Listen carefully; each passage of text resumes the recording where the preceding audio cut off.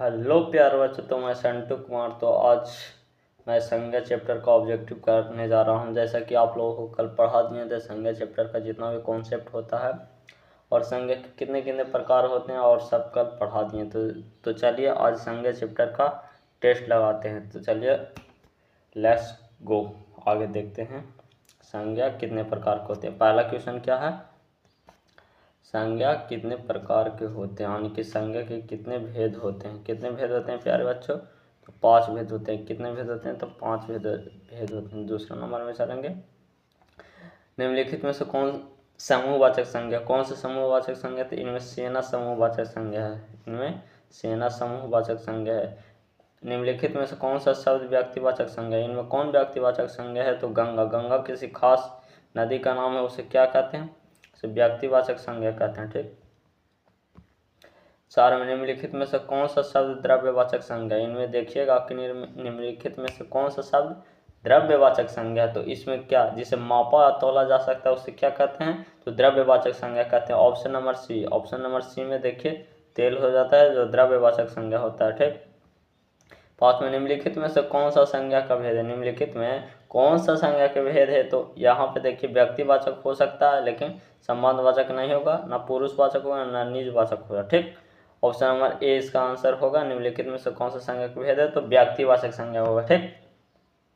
6 में देखते हैं, जातिवाचक संज्ञा का उदाहरण नहीं है। इनमें देखिए कि जातिवाचक संज्ञा का उदाहरण नहीं है। देखिए गाय क्या है? तो जातिवाचक नदी, जातिवाचक लकड़ी अथी लड़की, जातिवाचक विवेकानंद, व्यक्तिवाचक विवेकानंद क्या है? तो विवेकानंद क्या है?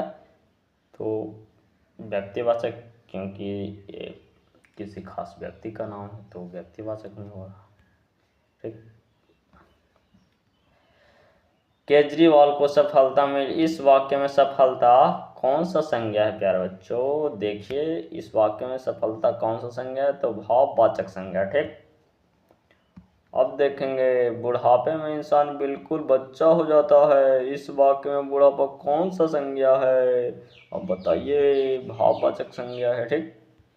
अब 9 में चलेंगे, द्रव्यवाचक संज्ञा। इन्हें बताइए कि द्रव्यवाचक संज्ञा कौन सी है। थोड़ा सा टाइपिंग मिस्टेक हो गया प्यारे बच्चों, तो क्या हम कहते हैं इसको, रॉन्ग मारते हैं, ये रॉन्ग क्वेश्चन है। चलते हैं 10 में, सफल का भाववाचक संज्ञा क्या होता है प्यारे बच्चों? तो सफल का क्या होता है? सफलता। यहाँ पे भी मिस्टेक है, नहीं यहाँ पे तो ठीक है जी, इसको थोड़ा सफलता होगा इसका आंसर। ठीक।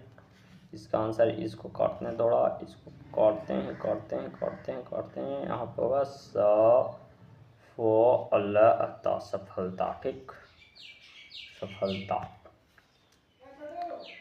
11 में देखेंगे, 11 में तेल कौन सा संज्ञा है? तेल कौन सा संज्ञा है? तो तेल क्या द्रव्यवाचक संज्ञा, जिसे मापा या तौला जा सकता है उसे क्या कहते हैं? तो द्रव्यवाचक संज्ञा कहते हैं। ठीक। 12 में देखेंगे, चौकीदार कौन सा संज्ञा? चौकीदार कौन सा संज्ञा है? तो जातिवाचक संज्ञा, किसी खास व्यक्ति का नाम नहीं लिया, यहाँ पे चौकीदार बोला गया तो क्या होगा? जातिवाचक संज्ञा होगा। ठीक। 13 में देखेंगे, किसी व्यक्ति, वस्तु या स्थान के नाम को क्या कहते हैं? तो संज्ञा कहते हैं। Option number A. Option number A. इसका लिंक जो होता है वो कमेंट बॉक्स में दे दिया जाएगा, जो वीडियो के नीचे चैट लिखा हुआ था वहीं पे कमेंट बॉक्स मिलता है। ठीक। 14 में हरियाली कौन सी संज्ञा? हरियाली कौन सी संज्ञा है? तो भाववाचक संज्ञा। ठीक, भाववाचक संज्ञा उसे, हरियाली क्या है? तो भाववाचक संज्ञा है। 15 जिस संज्ञा से किसी व्यक्ति या वस्तु, गुण, धर्म, स्वभाव का बोध है उसे क्या कहते हैं? तो भाववाचक संज्ञा कहते हैं। ऑप्शन नंबर डी होगा। 16 में देखेंगे, आजकल भारतीय पहनावे बदल गए, इस वाक्य में पहनावे कौन सा संज्ञा है? तो पहनावा कौन सा संज्ञा है? तो समूहवाचक संज्ञा है, समूहवाचक संज्ञा। ठीक, आगे देखते हैं 16 में देखते हैं, पूरक शब्द कौन सी संज्ञा? पूरक शब्द कौन सी संज्ञा है? तो व्यक्तिवाचक संज्ञा। कौन सी संज्ञा है? तो व्यक्तिवाचक संज्ञा है। ठीक, 18 में देखें सिंधु। सिंधु शब्द में कौन सी संज्ञा है, कौन सी संज्ञा, क्या आप बता सकते हैं सिंधु शब्द में कौन सी संज्ञा है? तो जैसे कि आप लोग नीचे देख रहे होंगे कि ऑप्शन नंबर ए है व्यक्तिवाचक संज्ञा। ठीक। 19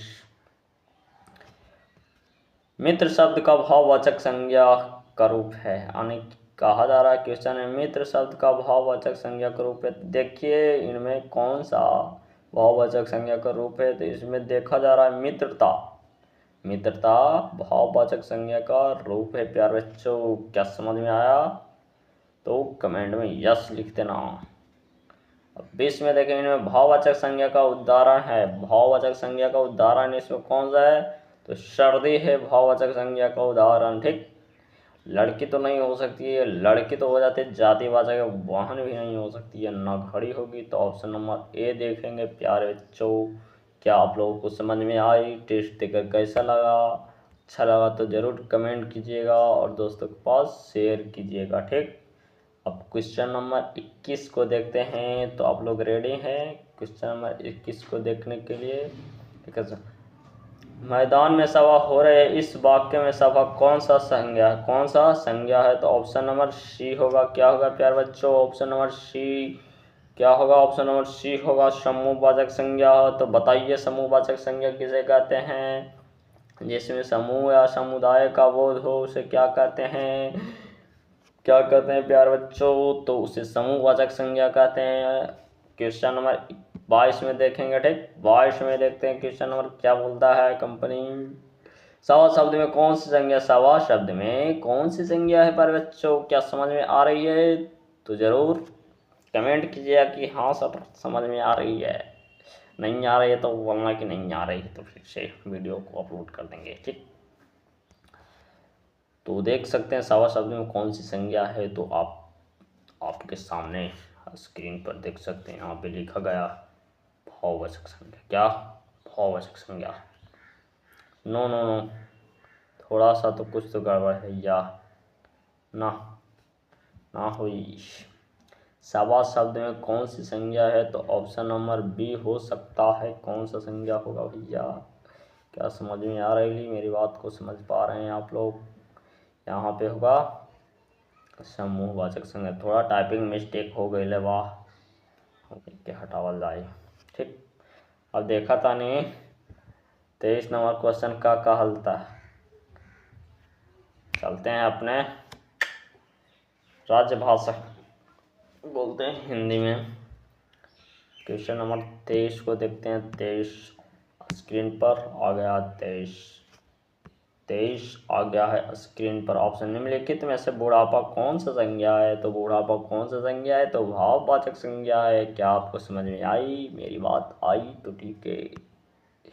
ठीक है प्यारे बच्चों, चलते हैं 24। कलम शब्द कौन सी संज्ञा है? तो कलम इसमें जानते हैं किसी खास कलम का नाम नहीं लिया गया है, समझे? किसी खास कलम का नाम नहीं लिया गया है।